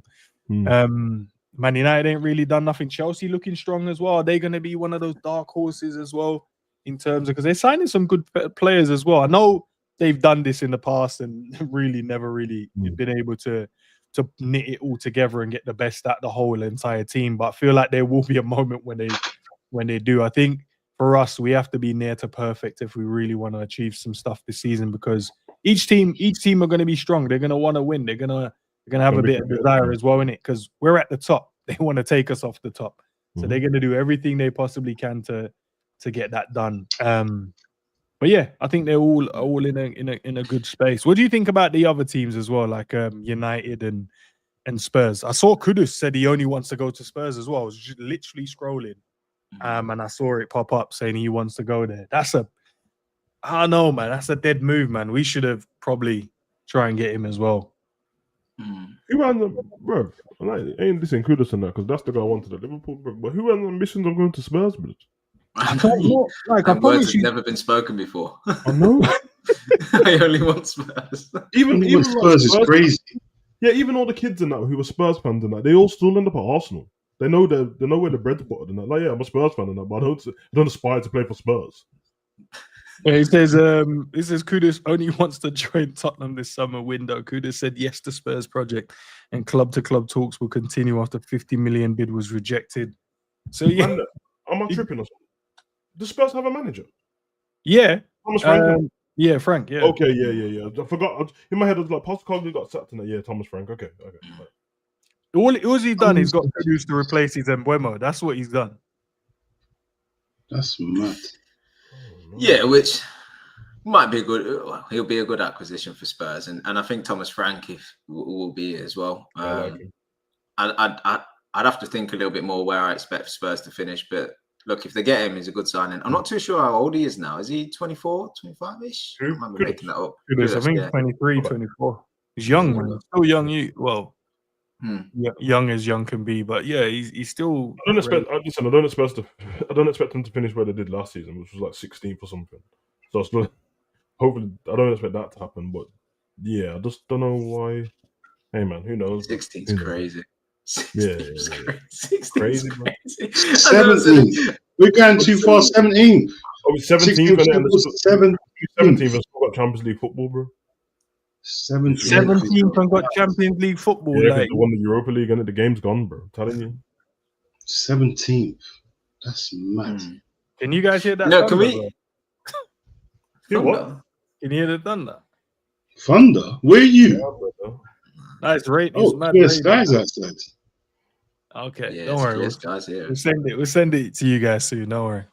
Can I ask? Because if you don't want to talk about United and Spurs, that's fine. But it's different. We're talking higher up at the table now, higher echelons, and so we don't worry about them teams anymore. Sorry, right? different conversation. Yeah. How do you feel about Arsenal signings? I don't like it. I'll be honest with you. I know everyone else wants to troll them and that, but I'm not one of these, innit? I only troll them when Arteta starts saying dumb stuff. I actually rate him as a manager. It's not good, bro. It's not good, bro. Zubimendi's in the door now. Gyökeres is about to happen. The link to Eze, Madueke, and Rodrigo. Nah, it's not a good thing, bro. It's a problem. I'm with you, Sav, in terms of the manager is not a bad manager, but it's just when he starts waffling, bro, it winds me up. Yeah. And the team, I rate the team to an extent. The only thing, Sav, I would say, obviously, just my manager's hat on now. I'm just thinking, right, they've been so not used to having a striker. Logically, you put a striker in, it means you get more goals. I get that. But because you've set up so differently, that doesn't require an out-and-out striker. I don't know how that works when you put that in there. For an example, let's say it was more tailored around Saka, the more goal-getter in there, and Martinelli more as a goal threat or whatever. That's the way. And then they would have like Havertz as more of a false player. He could drop into the midfield to dominate the midfield and create an overload of 5 midfielders or whatever. I don't know if it changes because Gyökeres isn't that type of. From what I've seen, I could be massively wrong. He's not like one of those defensive style strikers. He's not going to come all the way back.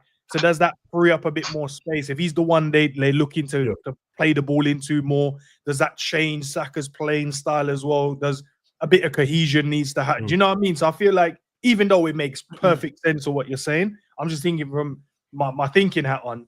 Will it take them a bit time to adapt with all the new little changes and The only problem they have with Arsenal is Mm.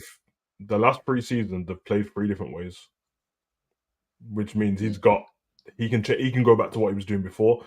The first season where Arsenal shocked quite a lot of people, Yeah, when they finished third, I think they were playing exciting football, bro. attacking football. They Yeah, were just tearing teams up. They fell out on that one. Then he changed up and got a little bit more defensive the season after, and finished 2 points behind City in the last day of the season. Then the last season he went extra defensive, and they ended up with loads of injuries and no striker. So I feel like he's already got that style of play in the tuck to go back to anyway. right. Now, you're right though. The always possibility is at the moment their names on paper who I've seen at other clubs, they might not even work at Arsenal. It's happened with plenty of players before. It's just that if it goes right, it's a problem because they're never that far off anyway. Last season was not the best for them. They picked up quite a lot of draws. I think, as you said to me before, like they don't struggle to score goals in terms of when you look at how many goals they've scored. So I got Arsenal are fine, but when you watch them play, there's games where they'll smoke somebody 5-0 and that, bro. But there's games where they're drawing, and I can tell, like, yeah, a striker in this game makes a difference. Even if that striker's there to do hold up play and link up with somebody else, they're always dependent on the wing play. Martinelli bursts down the wing, doesn't get it set up to the last minute, but when he does look up, nobody in the box. Saka and Odegaard kind of do the same pattern to play over and over and over again. When they were doing that the previous season, they had Jesus in there, then he got injured. Then they had Havertz in there. So I'm just knowing how good Gyökeres is. Yeah, it's a problem. But the other ones are worse because they've lost charge, and we have to think about that. That's the court case. We'll see what happens with that. Yeah, But he's not a player anymore. Zubimendi is better than him. He's not stronger than him, but he's a better footballer than him. And then everything else is up in the air because if they get Eze, he's so good. And then you already know how I feel about Rodrigo. Of all the players, I don't want Rodrigo to go there, bro, at all. And then Madueke, who for some reason everyone's acting like he's a bum. He's not. He's not a scrub, bro. I don't. I think it's more where do they see him going in because he plays on Saka's side. He's not starting over Saka. Who, Madueke or Rodrigo? Yeah, Madueke. They'll just shift him over to the other side, don't it? Play there as well. Who knows? Yeah, I'm with you, Sav. I think the Gyökeres deal is worrying from a rival's point of view. I think Arsenal play good football for the most part. I think they control the ball really well. They've got some aggression in that side as well, which kind of they lacked for a long time. Always played good football, but seemingly seemed a bit soft at times and stuff. I think they've got that aggression in their team, especially with Declan Rice in there and stuff. They've got 2 good centre backs if they stay fit, and Saliba and Gabriel, who will develop, and that partnership will grow and stuff as well. The first team's very good. They play good football. I rate Arteta as well, like you guys, as a coach. It was always just their depth, when they lost a few players, what they look like. But it looks like they're improving in that respect. I think Gyökeres offers them what they need, a goal scorer. I think they control so much of the ball now, and I think teams have been forced to sit back that even if he's not the best link-up player, because most of the goals that I've seen him score is kind of getting in behind and he's taking a few touches to score and this and that, but the finishes are good. And if they can just get the ball to him in the right positions, I think he'll tuck them away and he'll easily get 15, 20 goals plus next season. So that instantly improves them. And I hear what you're saying. Of course, players coming in might affect others and how they are used to playing, but I can't see it with the style that they've got, to be honest with you. I still think Saka's going to receive the ball and look to pick out a man in the box or beat someone. Odegaard's still going to be floating around trying to thread balls through. And they're still going to have the fullbacks that like to sort of tuck in and then feed the forward line into pockets and stuff. So Gyökeres ain't really got to do much but occupy that number 9 position, move around a bit and tuck them away when they come in. Yeah, I think that's a great signing for them, to be honest with you. So see how he adapts to the league. But He's already played in the Championship, played in Portugal. He's had no problem scoring goals in them respective leagues. So, yeah, I think it's fine. Zubimendi it makes him stronger. He's a good player. It doesn't offer them anything. Well, it does offer them something slightly different that they can call upon if they need to rotate a little bit. But it's kind of an Arsenal signing a bit for me, whereas Gyökeres is like, that's different to the norm of what they would usually go for. I think that's where the difference could be made for them. So, yeah, they look stronger for them signings, and they'll be right back up there next season, competing, I reckon, now. Yeah. Let's see, man. Do you think Man City will have something to say about that then, Dean? Because they got their boys back as well. They got all the main hitters back. Boy, I don't know, man. I think, listen, I think it's Arsenal, to be honest. Listen, I ain't lying to no one. I'm scared of Arsenal. Like, if we don't get a striker, they get Gyökeres and Eze, I'm scared. I ain't gonna lie. I can't have Arsenal. I can't. You know, for my channel, I can't have Arsenal win this. I can't. This is bad business. If they, their window looks better than our window. If they get Eze with Gyökeres now, Zubimendi, their window looks better than ours already. It looks mad, bro. I don't know. I don't know if it would, because we still fixed what we needed to fix. So we ain't got a striker yet, bro. They've got exactly what they needed. They got exactly what they needed now if they get Eze and Gyökeres. What they needed. When I said because I was talking to your cousin D, and for them, I feel they need someone for Saka, bro. I feel like they need someone when he's not there. They got someone to replace him. Maybe that's Madueke, bro. Yeah, but he's not Saka though, is he? I'm not gonna say he's no, rubbish. Bro, he's not Saka. If they got a striker, they don't need him to be Saka, because at the moment, even when Saka got injured, he still scored more of their goals. Like, he was out for ages, and him and Havertz are still the highest goal scorer. So if he's out, and now they've got an attack, it's very similar to us, to be honest, because if we get a striker and then Salah's out, we don't need the person on the right wing to be Salah anymore. We just need him to be a right winger getting the ball into the striker. So it's very similar. Obviously, ours is different because Salah's better than Saka, but they use them in the same way. They're both normally the top goal scorers. It's normally right-sided dominant. Obviously, I get what you're saying, though, and they can win the transfer window. Yeah, but we've got a head start because our team was already better than theirs.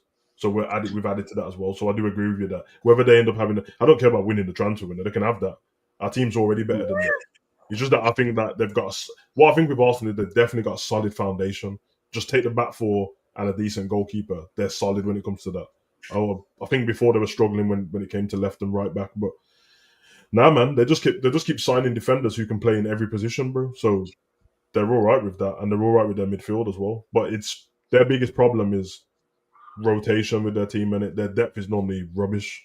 You know what I mean? Or they never used them properly. They used to have like Fabio Vieira and all that, and never used them. Yeah, they need like for likes almost, or something near that. So who do you think? Because obviously, I'd say the midfield's going to be Zubimendi, Rice, and Odegaard, right? Yeah. Who comes in after that? Eze. Well, we're speaking as it stands now. Oh, is the team they've already got? Yeah. Moreno, Norgard, all them guys there. Yeah, them. Nah, Norgard is a joke. I can't lie. Norgard's not. But we got Endo, bro. We got Endo. It's not like, bro. No. But I'm looking. Do you know what it is? I'm looking at it, going, does Norgard coming in make me go, okay, I'm a bit worried? No, that don't worry me at all. He is a good player, but that don't worry. What Norgard does do though is when they play FA Cup and League Cup, they don't have to use that midfield anymore. They can use them. But that's what they was using like Jorginho and these guys for, right? Yeah, no, but Jorginho's done, isn't it? He's old now. He's old for them. I know he's left, but even though you say that, he was still one of their best players when he stepped in for those games, because he was like the controller. He's the one getting on the ball and trying to dictate the team. I look at him and go, I don't see it.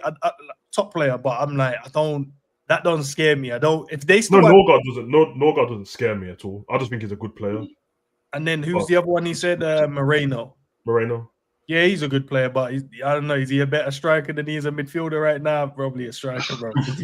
Man's just tucking away chances like it's a joke. But then after that, say we rotate that three out, right? So we rotate that three out. So we're talking about Norgard, Moreno, and who? I'm trying to think of that team. You know what I'm trying to, in terms of Ranieri in attendance. He's gonna go. He's saying he wants to go. Yeah, the report says because If they go, He all ain't right, going. you know, bro, he will, because if they go and get Madueke, that's That's what he wants. Yeah, that's what it is. If you get Yeah. Please, if he goes, that'll make my day. Make him the go. only problem what Arsenal got there, which is a bit silly, if your player's saying that, like, if Madueke comes in, that means my game time's going because he's going to be a backup to Saka. Why would you not just keep Wanyeri, bro? He's good enough. He's good enough already. Tav, this is, and then Chelsea won him. United say as 50 million. well. Yeah, bro. And no, he's out of contract. I think he doesn't want to sign a new one. Yeah, but I'm saying Madueke is 50 million, isn't it? Oh yeah, 50. Yeah. So it'd be not a waste, but why would you do that? It doesn't make any. You just use Wanyeri, bro. I don't understand that shit at all. They'll use my man at the back, innit? Who'd have got this centre back, left back? Luis Skelly, innit? Lewis Kelly could probably go in. But you see what I'm saying? That even when you look at that, right? Say, because remember, they're gonna have to play the exact same games as us unless we're at the cut. They're at the cuts, but we know guaranteed 8 Champions League, 38 league games, right? So their defense is on par with ours, though. Yeah, I'm not knocking. I'm talking about the midfield, because that's, for me personally. I know most people say defense wins you leagues and all that, and your striker and whatever. But your midfield hub, keeping that midfield hub fresh. I can't see a season of them just running Rice, Odegaard, and what's his name, man? The new midfielder, Subamendi. I can't see them rotating them three or having them three for majority of the season without rotating out. And I'm not saying, because obviously through the season we're gonna have injuries, they're gonna pick up injuries, we're all gonna pick up injuries at some point during the season, right? But I look at the replacement, say the replacement, Declan Rice is suspended, Odegaard's injured, and then I look at that going, yes, they have signed some quality. They're probably gonna sign obviously Gyökeres. Yeah. But I'm like, that midfield could struggle against many of the midfields. But don't you liken that to ours then? Not in a bad way, but like it's almost... I don't disrespect our midfield like most. I'm not disrespecting. I'm just saying that, like, and I know you went for the most extreme thing, and they get injured, but usually you won't lose all your midfielders at the same time. No, but they only have 3 key ones. Where I'm looking at there's not like they've got 4 and you could rotate, or 5 like us. I think we got 5. For me personally, I don't know if you guys think, but I look at ours and go, I think we got 5 we could really rotate in and out, and I don't think it drops the standards for me. But I look at them, I go, you got 3, and I think that's cold. We lost Szoboszlai for a bit.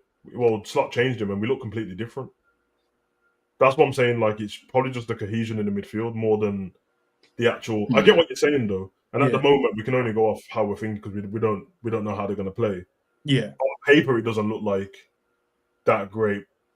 I think the reason I got Norgard is it's just a solid player in it. Yeah, no frills in that. Just deal with the ball, pass it, move on. Yeah. Moreno's a bit of a unit. I don't rate Moreno that much. Like, I don't think he's incredible. He's a bit of a unit though. It'll be interesting to see what happens with Havertz as well, because I don't know what they're going to do there if Gyökeres comes in. Because they always seem like they didn't know where to play Havertz anyway. They kept changing his position and stuff like that. So they definitely don't have a better team than us. But I'm just thinking their depth. And maybe I'm thinking different. I'm not just thinking of the Prem. I'm more thinking that them getting the extra players in means that in the Prem they can use their first team most of the time. Combination. Yeah, and then in other trophies and that. There was a rumor going around as well. I don't know if you guys saw it. I was just listening to a couple of my Arsenal brethren, and they were talking. And they were like, they think Odegaard's going to have ankle surgery. So he's going to probably miss a few games. Yeah, he's going to miss. But that's what they're saying. Obviously, they're Arsenal fans. I don't know where they get. How long did he miss last season? Like 4 months or something? He was out for a while. He was out for time. So I think that's what they were saying within our group. Like, they were saying that he's going to be out for what? I don't know if it's true or not. But then even that probably then fast forwards, you definitely probably need to go and get a player like an Eze. But then if you go and get an Eze, until Odegaard is back, you only have 3 again. So then I'm like, do you know what? Their team. I still think they're the 3rd best team anyway. I don't think they're better than Man City. So I still think they're the 3rd best team. Obviously, based off last season, you have to say the 2nd. But I think I agree, because I think Man City they're still left with the I think they've had, with Rodri coming back, Yeah. And I think, and even if Phil Foden improves a little bit and Marmoush settles a little bit, and obviously then they've got Haaland who's guaranteed goals, and all these players, you know, Doku will do what Doku does, and so on and so on. that they're gonna win games. Do you know what I mean? And once and we're all not forgetting, but didn't they just go on a run at the end of the season where they just won like mad that's loads what of I said. games? They went on their Like, normal are they run not? that they do Are every they not season. back? They didn't- Like, I agree. So, yeah, I think, and they've got that coldness about them as well. I know it changes over the years because the squads have changed and stuff, but still with Pep there, they do, when they get into that mode where they're winning game after game, it becomes an inevitability, don't it, that Man City are going to rack up points and you need to be perfect again, and that will come back. You don't have that with Arsenal. You always know you're in, even if Arsenal's slightly ahead of you, you're still in the fight. You know, you pull them back, you claw them back, you kind of thing. But I think to be fair, all three squads are close. You know, I think it's subjective which one's better. I do think Liverpool's is the best, and I think we've got added elements to our squad that others don't. But I think all of them, every fan base that support them respective teams, will think that they can win it. To be fair, and they'll be justified in their thinking. Yeah, because I only think Man City is the second best because their depth to me is better than Arsenal's. I feel like Man City can play a whole second team. Like when I watched them the other day play, even though they lost their second game, but I was speaking to End in the back office and I was like, "Bro, if you see the subs though, but they're bringing on like 5 subs, but them 5 subs will get into anyone else's team, and the people that they were swapping them for would also get into everyone else's team." I was like, "This is kind of crazy still." Yeah, Man City's thing is they lost a bit of speed on it. When it comes to defending, it felt like if you caught them in transition last season, it's a goal. Like they're cooked, and obviously they lost cheat code before that, Walker. But I still rate like a lot of the players. Like I think that see people like Diaz and that mad disrespected as a centre back and that. Like all of a sudden, Saliba and all that just went above him out of nowhere after one season, like he wasn't there. The season before that, everyone said Ake was like the best centre back in the league. All of a sudden, doesn't exist anymore. Akanji doesn't exist anymore. It's a bit weird. And Diaz with my Gemma though. He's got the craft at the moment. He'll be knackered. Yeah. You can't blame him. Yeah. Three games a week. Yeah. 7 a week. Yeah. It's a lot, man. All right, listen, we'll wrap it up there, guys. As always, man, appreciate you guys taking the time out and jumping in. Quick question, just before you go on. Because I was thinking about Eze. This is my own speculation, nothing else. Musiala's finished on it. He's not playing. He's saying Bayern. Oh, is that where you go? I'm saying like, but company played in the league when he was managing in the league when Eze was there. Elise is there, little phone call. So buyout clause as well. Yeah, they could run that, or Bayern might try a cheeky one, try to get Diaz in their team as well. If everyone's after Diaz at the moment, and all I'm saying is, I don't want Diaz to go anywhere, bro. At all. But if he does, is it Rodrigo thing? You get me? Run that. You going for Rodrigo, yeah? You going for Rodrigo? Rodrigo's my guy, bro. I only accept him at Madrid or Liverpool, bro. That's it. I can't see a world we get him though. I can't see a world that we get Rodrigo. Hey, why not, man? I can't even see remember it. when they said? I know why not, but I just can't see it. Remember when President Perez said 2 weeks ago? He said we're friends with Liverpool. Bring the tweet back up. So remember when you said this, big man? Before it was friends. Remember the little 10 mil? You know what I mean? Yeah, we give them players, we don't get their players. Yeah, you can only dream on it. You can only dream, man. Oh shit! Right, but listen, guys, we've got a podcast on the other podcast channel as well. You guys are gonna be redirected there. It's at 8 o'clock. You know what I mean? We'll talk about whatever and whenever and however on that one. So hopefully you guys are gonna be there supporting as well. Yeah. Big up to Cav. Appreciate you, bro, jumping in. Zabiri as well for the short time he gave us without saying goodbye. Big up to Dean from Fam Zone as well for jumping in, bro. Love for the love. You got any streams coming up today or tomorrow? Yeah, I've got one tonight. I keep on thinking what it's called. I think it's... Wait, didn't you make it? I made it. I think it's Full Time at the Cop. Full Time at the Cop. Me and my brother do a 3 o'clock every Sunday. Oh, yeah, I do, but I forgot what it's called. I'm forgetting. Full Time at the Cop. I think it's Full Time at the Cop every Sunday, 8 o'clock. Me and my boy, we just chop it up. It goes anywhere. We talk about Liverpool, then it just goes. Goes left. Yeah, it goes Oh, left. man. These men with the golf, the football. And I know the golf one is killing me. It's you killing man me. are rude, bro. Let Dean live, man. He knows. No, big up. I don't care. Let him. It's all good. It's about that, man. I'm online. I'm here to be cooked. It's all that. For those that But don't know, let me catch you in real life. For those that don't know, in it, Dean on his channel, Fam Zone, they've got where they went to play footy golf. Quite entertaining. Some of the technique there was atrocious, but I'll leave you guys to go and watch it and decide for yourselves.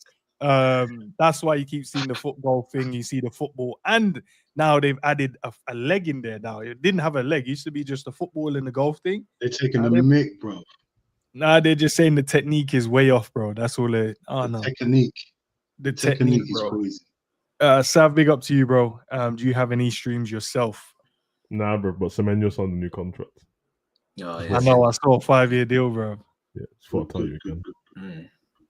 That means we're gonna have to play against him first game, man. All I'm saying, Fring Pong Bradley, just make sure we're on our game. And who's Barca getting on that? No.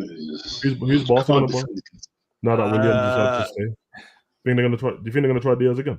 Yeah, that's definitely what Fabrizio said. They're saying they definitely got Diaz on the list again. But Liverpool stance is he's not for sale, so I guess I'll go with that until we see anything else that happens. Yeah, right. It's interesting, man. I rate Williams so much. I think for him to be like, yeah, I like living here. I'm staying here. Bro. It's my home. Kind of rate it still. I know, but then the buyout clause after is mad, isn't it? So, but to be fair, Barca said we'll never do business with you again. That's what they said. We'll never do business with you again. I think it don't take effect. Yeah, 2035, isn't it? It's 2035 or something like that. That's when you can use the buyout clause. And that's not bad from their point of view, though. Oh, what, you're not going to take our players for 10 years? All right. Yeah. Sorry. No, it's not even their players. It's him. When do we? Now that we're at the party now, when do Liverpool start slapping 12-year contracts on man and that, bro? Look at death row thing. I think we should do that with Trey now, bro. See that contract he got last week on his birthday? Take it off him and give him a new one. 12 years, bro. 12 years. Nah, bro. Why not, bro? Take away man's youth. He stole his youth. On a Benjamin Button thing, I don't care, bro. Liverpool have to listen. We need to move with the times, bro. Everyone else is paying like, I don't know, bro, like 650,000 a year and that, bro, because they got some big contracts and that. Now nothing costs anything. Chelsea's selling hotels and women's teams. Villa sold their women's team. You know what I mean? Let's just stop. We're trying to not break the rules because I'm just saying, bro. If we need to splash the cash, bro, let's sell the docks in it, bro. We're trying to not break the rules. Sell the Albert docks, bro. You get me? If we do it, Sav, you already know what will happen. They'll find a way to make sure we get the maddest sanction. All of a sudden, cases run forward and processes are processing and within like a week of breaking the rules, they're like, yeah, Liverpool serve 20 points. I think clubs are starting to be smart, bro. Because for example, the only way I can put it is, you see, if you go to the airport and you park your car, bro, and you're gonna go on holiday and come back, price is mad, isn't it? Yeah. You might just park it and hope that man don't see and try a fast one on the way out, bro. If you get caught, all right, bro. Well, the fine is less than what the ticket would have been, so I don't care. And that's what's happening in the Prem. They don't care, bro. Like, no, that's so true. The fine is actually cheaper than what the ticket. The fine's gonna be 20 mil. Yeah, off a 70 million pound player. Fine, whatever. I'll take it. Nottingham would have brought a whole team doing it.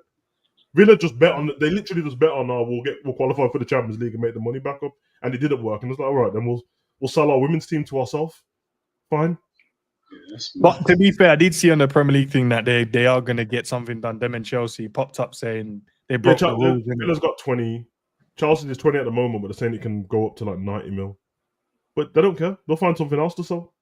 Yeah, and they're going to make that money just playing in this competition. Or go and win it. It's done, isn't it? Win the competition, you get 100 mil. You sorted. Yeah. Simple. Okay, fair enough. Crazy. Guys, appreciate you guys spending the evening with us, or afternoon, I should say, to be fair. With us as well on the stream, man. We'll be back. I want to say tomorrow. I haven't got nothing scheduled for tomorrow, but I'm sure we'll find something. But as soon as the boys are back, I think we'll start throwing some more content out as well, so you guys can see as well. Yes, But listen, lots of appreciate the content. super chats, appreciate the mods. And Liz, allow Dean, man. I know you put in there saying it's his channel problem. When Dean mentioned you can't have Arsenal winning the league because it's him and his cousin, which is an Arsenal fan. But she's right, Dean. It's your channel problem still. You have to deal with it. Nah, it's a everyone problem thing, bruv. No one wants Arsenal to win nothing. What, you want Arsenal to win? Because I can switch off. I'd rather Man City win. I'd rather Man City win than Arsenal. I'd rather anyone win with Arsenal. Say that now. Except for Man United, obviously. But yeah. So there's different preferences. All right, fair enough. No, Man United are just Man United. I want them to crash and burn. Arsenal, I just want them to exist without winning a thing ever. I want them to exist. I want them to get relegated. I just don't want to win a thing. That's brilliant. Fair enough. All right, leave it on Dean's word. Peace out, peeps.